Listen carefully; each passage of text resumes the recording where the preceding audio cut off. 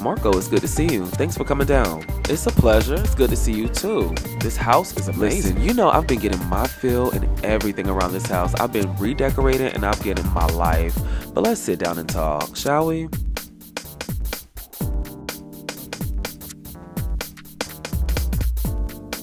Alright, let's get into it. So what are you up to? Well, lately I've been, like I said, renovating this house and preparing for season 2. Really? How so? I'm transitioning here. Now that's crazy. As soon as I leave Oasis Springs, here you come. Don't do me. It's not like that. Well, so far in this season, we've really enjoyed watching you and your family live, love, and grow like you promised at the beginning of the season. But it is all heating up. We're learning a lot more about you and your family, and apparently there's a lot more to come. So let's get into it about what you have planned for next season. So we know you're moving here and your family moved out. Your brother and cousin coming? Actually, as I explained to my father and my cousins and the rest of the family, my brother and cousin are more than welcome to join us for season 2. We really didn't give them a lot of airtime, I feel, and Latavius and Shaw both have a lot to offer. Something more than the drama, so we'll see how it goes.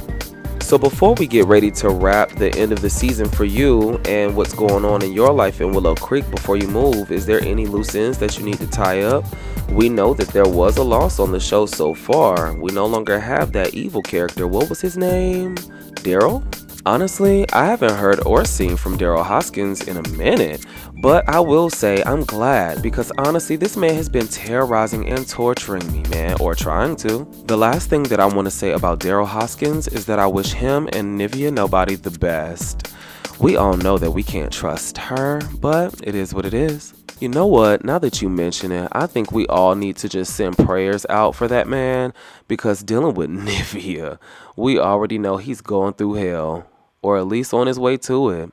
But let's move on, shall we? We shall indeed, and up next, spinoffs, right? I can't tell you how stressed I am about planning all of these spinoffs that will come off when we're off season.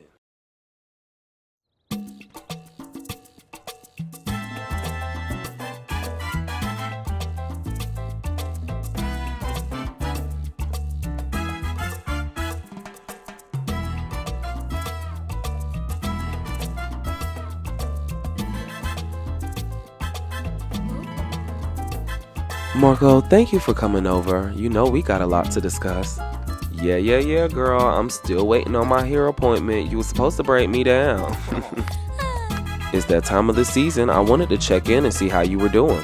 My life is in shambles. Shambles, girl, stop. I'm for real. I be at work all day, don't get no time to see my man, and then gotta deal with my kid being dramatic. It really just sounds like you're living life like everybody else is for the first time ever. And it is what it is. You gonna make it. You gonna be just fine. You keep your head up. But stop complaining. Man, if I wanna complain, I'ma complain. This my shit. You right, and let's get real. Let's get back on track. You were an amazing example for mothers all across the world as they watched you step in for your daughter. How did you feel about that? While I appreciate the sentiment, that wasn't the point. At that time, I had to step in for my kid because she was embarrassed. And it happens to the best of us. It was more than just her getting her period in a dress. What she needed to understand is that no matter what we go through, we keep our heads up and we keep pressing. And if God don't do it, it just ain't getting done. So aside from your daily life and the inherent drama with the kids and their love triangle, how has your life and your time with your husband been? Oh, bitch, one thing about you, you gonna sit here and play on nationally syndicated television and YouTube across people's phones and platforms. That man is not my husband. Yeah, I'll be at the wedding. But will you though?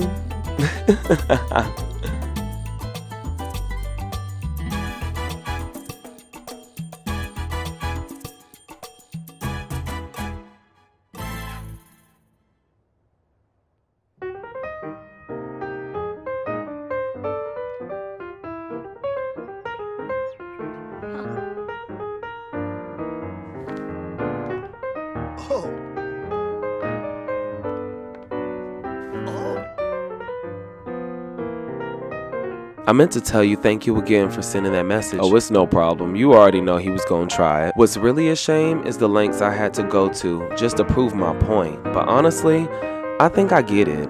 It's time to move on and let this go. That man don't even care about his kid, bro.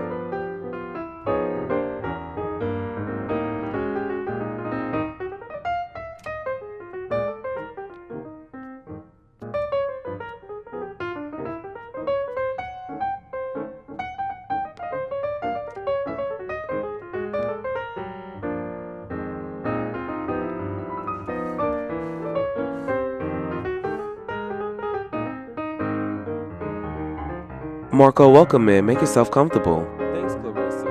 Hey, Rylan, it's good to see y'all again. Let's get right to the nitty-gritty of things. I've been playing Mastermind, and you know I told you this the other day, and I really didn't want to get into details in public, but I do have my husband captured. The lawyer knows, it's okay. And I did set Dina Caliente up nicely. Clarissa, one thing about you, every time I see you, you gonna have some wild stories for me, girl. You sure are Omni. Omni indeed. Rylan, why don't you tell Marco about your experience with this man at the club? Of course, we had cameras there to witness it, but let's get into what actually happened. What did he say to you? He was like, I want to get with you, and I want to taste it. Child, be the fuck for real. You know you would have let that man take you up there and bend you right over. Oh, bitch, don't play with me. You already know. While, yes, that would have been repulsive of either of you, I am glad to see that you all were able to play that setup well. At first, I wanted him dead. Honestly, I'm glad he's still alive, though. I'm not trying to talk for Clarissa, but at the same time, she has been trying to find some sort of vindication in torturing this man, but can't bring herself to torture this man. It's conflicting, especially witnessing it. So, hopefully she lets the man go, and we go from there. Well, Clarissa, that poses a question. What is the point of having the ex-husband, the father of your child, the person that did not want to be there locked up? I don't know. I don't care. Before we conclude this interview, I do want to shed light on the fact that Clarissa did have me sleep with her husband and prove that he was gay. She was manipulating him and trying to find evidence to leave him. I sure did. And what did he do? He bent over. Exactly. So I moved on.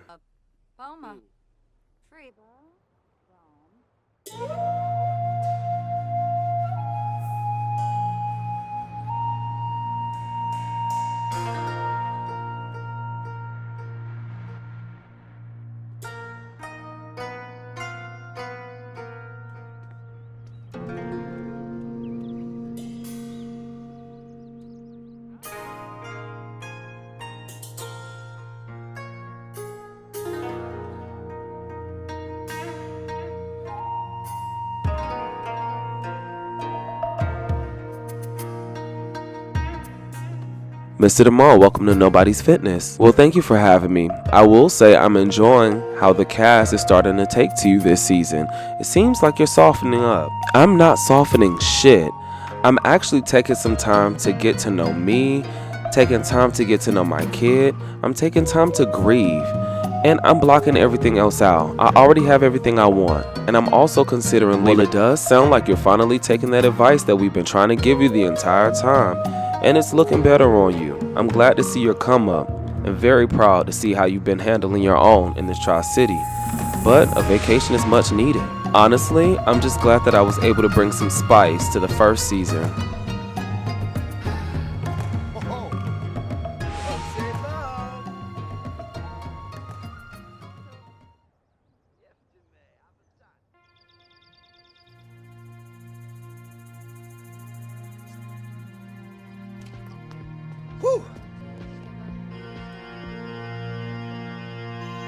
It's hot in the Tri-City. Miss Caliente, how are you this evening? I'm doing good, and it's a pleasure to see you as well. Thanks for coming down here. Listen, I wanted to meet up with you and ask a couple of questions about your experience so far with the show. You came in as a friend of the villain of the show and ended up as a permanent cast member. You also came up in the world. Is crazy, don't you think? All we've seen is you snake your way around. An even crazier statement. See, I'm beginning to think you just don't like me. Miss Caliente, let's be real. You're a Russian spy and you're here for Clarissa. See, you Americans always take it too far. Espionage? Like, really? Be real. Just because I'm a blonde in a family full of redheads does not mean that I'm a spy. Well, whether you are or not, I'm sure it's being investigated by the FBI at this point. But on to other pressing matters. Honestly, there it is. I don't get no respect here. I really don't feel valued. And the craziest part is you got me signed up to do this spin-off show about my life. I sure do, don't I?